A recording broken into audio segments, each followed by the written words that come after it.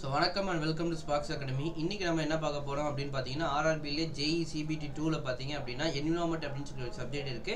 அதல பாத்தீங்க அப்படினா உங்களுக்கு 10 क्वेश्चन கேட்பாங்க ஓகேங்களா. சோ 10 क्वेश्चन நம்ம ஈஸியா நம்ம 10 மார்க் வாங்கணும்ங்கிறதுக்காக தான் நம்ம கிளாஸ் இந்த சீரிஸ் நம்ம ஓபன் பண்ணியிருக்கோம்.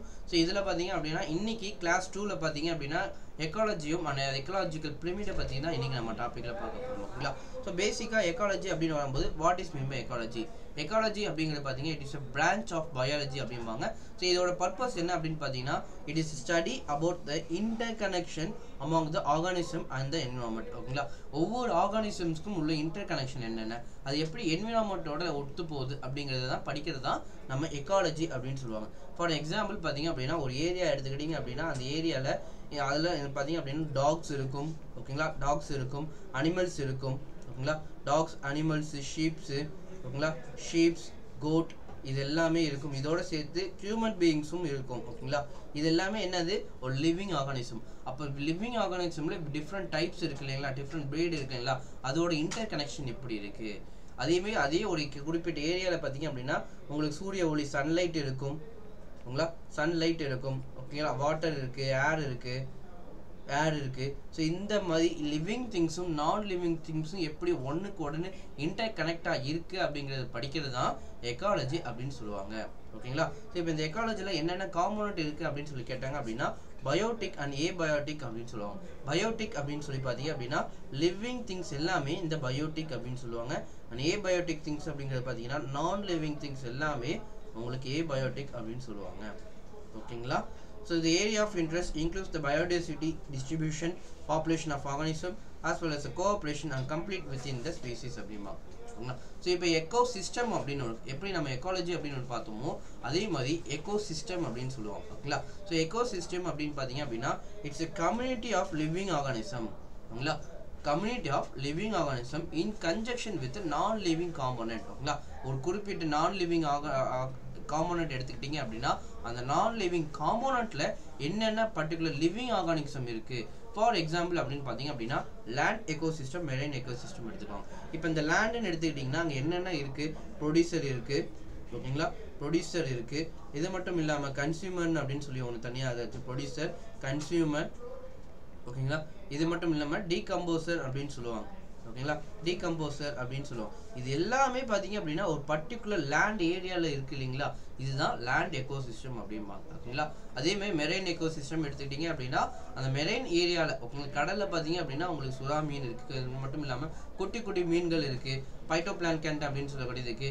இது எல்லாமே மெரைன் எக்கோசிஸ்டம் அப்படின்னு சொல்லுவாங்க ஓகேங்களா. ஸோ அடுத்து பார்த்தீங்க அப்படின்னா இதுக்கு முன்னாடி என்னென்ன உங்களுக்கு ப்ரீவியஸ் கொஸ்டின் இந்த டாபிக் ரிலேட்டடாக உங்களுக்கு கேட்டிருக்காங்க அப்படின்னு பார்த்தீங்க அப்படின்னா இந்த மாதிரி ஒரு ஸ்டேட்மெண்ட் கொடுத்துருக்காங்க. அந்த ஸ்டேட்மெண்ட்டில் என்ன இன்கரெக்ட் அப்படின்னு சொல்லி பார்க்கலாம் ஓகேங்களா. ஸோ இன்கரெக்ட் அப்படின்னு பார்த்தீங்க அப்படின்னா நம்ம already food chain and food web அப்படின்னு சொல்லி நம்ம பார்த்துருப்போம் ஓகேங்களா. Food chain and food web அப்படின்னு சொல்லி ஒரு கான்செப்டில் பார்த்துருப்போம் ஓகேங்களா. உணவுச் சங்கிலி அப்படின்னு சொல்லுவாங்க இல்லையா.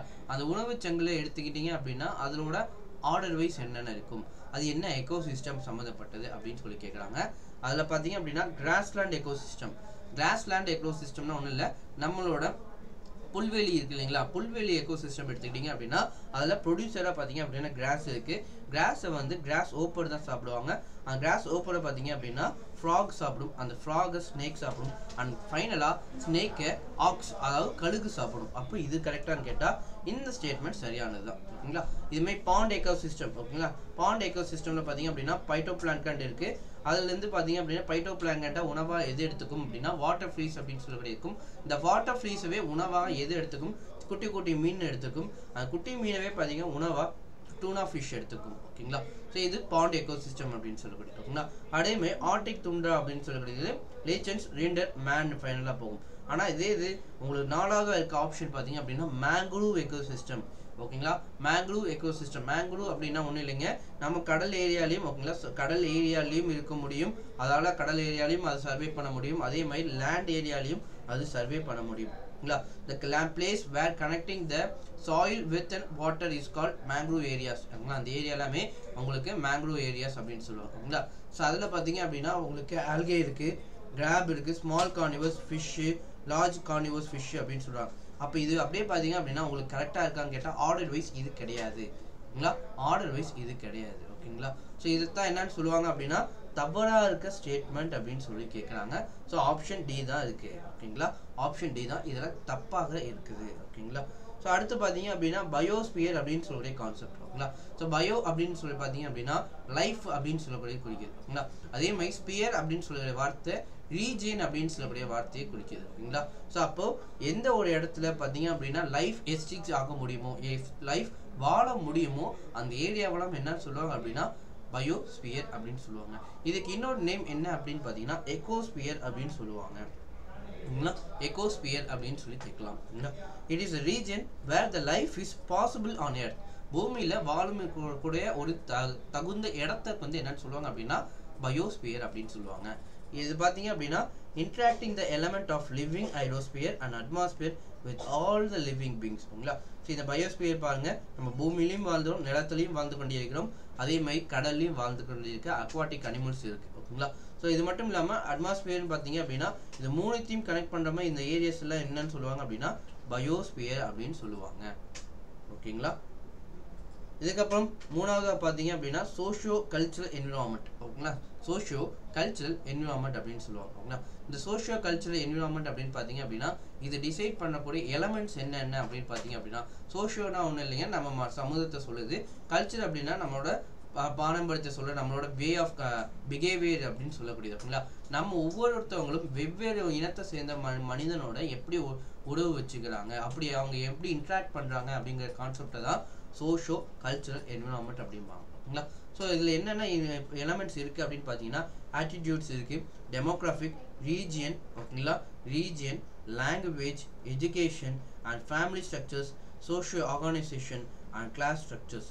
இது எல்லாமே பார்த்தீங்க அப்படின்னா element of socio cultural environment அப்படின்னு சொல்லுவாங்க. ஓகேங்களா. ஸோ அடுத்து பார்த்தீங்க அப்படின்னா ecology. Ecology is a study of relationship between. So என்னென்ன ப்ரீவியஸ் கொஸ்டின் இருக்குது அப்படின்னு பார்த்துடலாம். எக்காலஜி அப்படிங்கிற வார்த்தைக்கு என்ன பற்றி சொல்லக்கூடியது அப்படின்னு பார்த்தீங்கன்னா it's relationship between organism and environment அப்படின்னு சொல்லுவாங்க. ஆர்கானிசமுக்கும் என்விரான்மெண்ட்டுக்கும் உள்ள தொடர்பு என்ன அப்படிங்கிறத படிக்கிறது தான் எக்காலஜி அப்படின்னு சொல்லுவாங்க. ஓகேங்களா. So ecology takes in account of the relationship between the organism and the environment. ஓகேங்களா. ஒரே கேள்வி உங்களுக்கு வெவ்வேறு விதமான ஸ்டேட்மெண்ட்ல உங்களுக்கு கேட்கறதுக்கான வாய்ப்பும் உண்டு. ஓகேங்களா. இந்த எக்கோசிஸ்டம் அப்படின்னு சொல்லக்கூடியது. ஓகேங்களா. இந்த எக்கோசிஸ்டம் அப்படின்னு சொல்லக்கூடிய வார்த்தையை யார் கண்டுபிடிச்சா அப்படின்னு கேட்டாங்கன்னா ஆர்தர் ஜி டான்ஸ்லி அப்படின்னு சொல்லக்கூடிய பர்சன் தான் கண்டுபிடிச்சிருப்பார். ஆர்தர் ஜி டான்ஸ்லி அப்படின்னு சொல்லக்கூடிய பர்சன் தான் இந்த எக்கோசிஸ்டம்ங்கிற வார்த்தையவே கண்டுபிடிச்சாரு. ஓகேங்களா. ஸோ அடுத்து பார்க்க போகிறது எக்காலஜிக்கல் பிரமிட் அப்படின்னு சொல்லக்கூடிய. ஓகேங்களா. இந்த எக்காலஜிக்கல் பிரமிட் அப்படின்னு சொல்லி பார்த்தீங்க அப்படின்னா நம்ம ஒவ்வொருத்தவங்களே பார்த்தீங்க அப்படின்னா நம்ம ஃபுட் செயின் அப்படின்னு சொல்லி பார்த்துருந்தோம், உணவுச்சங்கிலி அப்படின்னு சொல்லி பார்த்துருந்தீங்களா. இந்த உணவுச்சங்கிலில் பார்த்தீங்க அப்படின்னா ஒரு அனிமல், ஒரு ஆர்கானிசம் பார்த்தீங்க அப்படின்னா இன்னொரு ஆர்கானிசம் தான் டிபெண்ட் பண்ணி இருக்கு. ஓகேங்களா. ஒரு ஆர்கானிசம் இன்னொரு ஆர்கானிசம் தான் டிபெண்ட் பண்ணி இருக்கு அப்படின்னா அதே மாதிரி எந்த ஒரு ஆர்கானிசம் தனக்கு தேவையான உணவு பார்த்தீங்க அப்படின்னா தானே உற்பத்தி பண்ணக்கூடிய திறன் இருக்கு அப்படிங்கிறதுக்கெல்லாம் ஆட்டோட்ராப்ஸ் அப்படின்னு சொல்லுவோம். ஆட்டோட்ராப்ஸ் அப்படின்னு சொல்லுவோம். அதே மாதிரி இன்னொரு ஆர்கானிசத்தை பற்றி டிபெண்ட் பண்ணி இருக்கு அப்படின்னா அது பேர் என்னன்னு சொல்லுவாங்க, ஹெட்ரோட்ராப்ஸ்ன்னு சொல்லுவாங்க. ஓகேங்களா. ஹெட்ரோட்ராப்ஸ்ன்னு சொல்லுவாங்க. ஓகேங்களா. ஸோ இதெல்லாம் பார்த்தீங்க அப்படின்னா ஆட்டோட்ராப்ஸ் எல்லாம் பொதுவாக நம்ம என்னன்னு சொல்லுவோம், ப்ரொடியூசர் அப்படின்னு சொல்லுவாங்க. ப்ரொடியூசர் அப்படின்னு சொல்லுவாங்க. அந்த ப்ரொடியூசர் அந்த அதுலேருந்து நம்ம கன்சியூம் பண்ணுறோம்னா என்னன்னு சொல்லுவாங்க, கன்சியூமர் அப்படின்னு சொல்லுவாங்க. ஓகேங்களா. ஸோ இந்த கன்சியூமர் அப்படின்னு சொல்லக்கூடியது ரெண்டு வகையான கன்சியூமர் இருக்குது. ஒன்று பிரைமரி கன்சியூமர், இன்னொன்று செகண்டரி கன்சியூமர் அப்படின்னு சொல்லுவாங்க. ஓகேங்களா. டேரெக்டாக இப்போ நம்ம எடுத்துக்கிட்டிங்க அப்படின்னா நம்மலாம் பிரைமரி கன்சியூமர், ஹியூமன் பீயிங்ஸ்லாம் பார்த்தீங்க அப்படின்னா பிரைமரி கன்சியூமர்லையும் இருப்போம், செகண்டரி கன்சியூமராகவும் இருப்போம். ஓகேங்களா. ஏன் அப்படின்னா பிரைமரி கன்சியூமர் வரும்போது நம்ம இப்போ வெஜிடேரியனாகவும் இருக்கும், அதேமாதிரி நான் வெஜிடேரியனாகவும் இருக்கும் இல்லைங்களா. ஸோ நம்மளுக்கு தேவையான எனர்ஜி, நமக்கு தேவையான உணவு பார்த்தீங்க அப்படின்னா அது அடுத்த ஒரு ஆர்கானிசத்தை தான் டிபெண்ட் பண்ணியிருக்கனால நம்ம எல்லாமே கன்சியூமர் கேட்டகரியில் தான் வந்துருப்போம். ஓகேங்களா. ஸோ இதோட எண்ணிக்கையை பொறுத்து இந்த எக்காலஜிக்கல் அப்படின்னு சொல்லக்கூடிய பிரமிட் அப்படிங்கிறது உருவாக்கியிருப்பாங்க. ஓகேங்களா. இந்த எண்ணிக்கை ஓகேங்களா ப்ரொடியூசரோட எண்ணிக்கை அல்லது கன்சியூமரோட எண்ணிக்கையை பொறுத்து இதை வந்து 3 கேட்டகரியாக உங்களுக்கு டிவைட் பண்ணியிருப்பாங்க. ஓகேங்களா. ஸோ அது என்ன அப்படின்னு பார்த்தீங்க அப்படின்னா ஸோ இப்போ எக்காலஜிக்கல் பிரமிட் அப்படின்னு பார்க்கும்போது இதில் 3 வகையான கேட்டகரிஸ் இருக்குது. ஒன்று pyramid of biomass, pyramid of energy, pyramid of numbers அப்படின்னு சொல்லுவாங்க. ஓகேங்களா.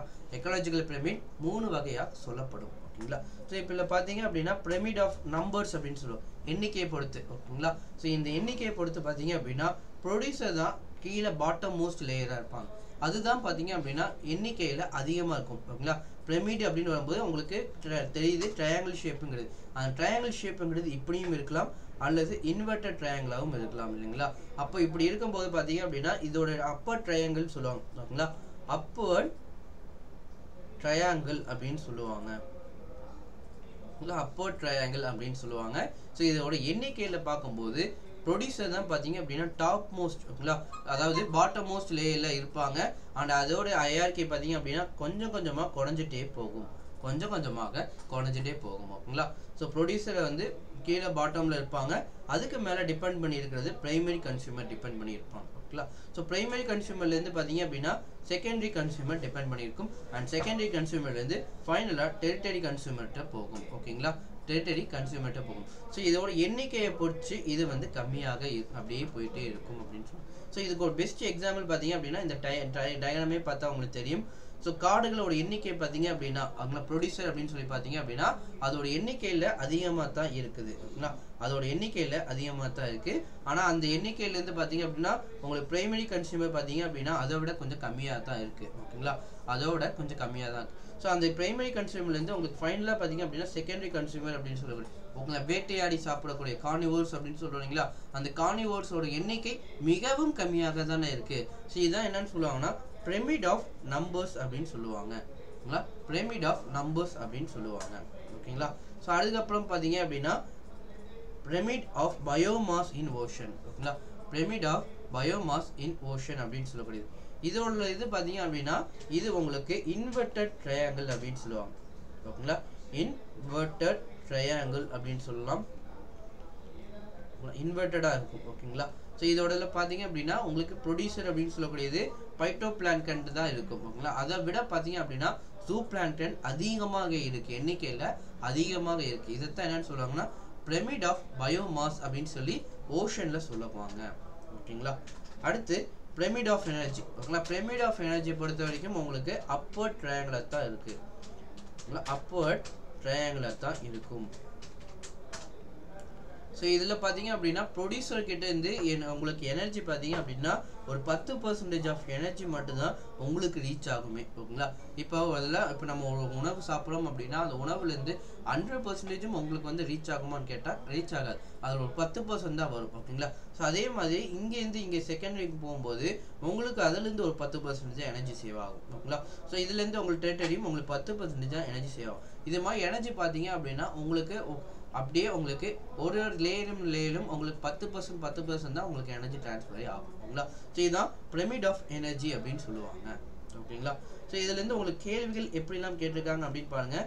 Inverted pyramid, inverted pyramid of biomass can be found in which ecosystem. ஓகேங்களா? எந்த எக்கோசிஸ்டமில் இன்வெர்டட் பிரமிட் ஆஃப் பயோமாஸ் நம்மளால பார்க்க முடியும் அப்படின்னு சொல்லி கேட்டாங்கன்னா மெரைன் எக்கோசிஸ்டமில் தான் அதை நம்மளால பார்க்க முடியும். ஓகேங்களா?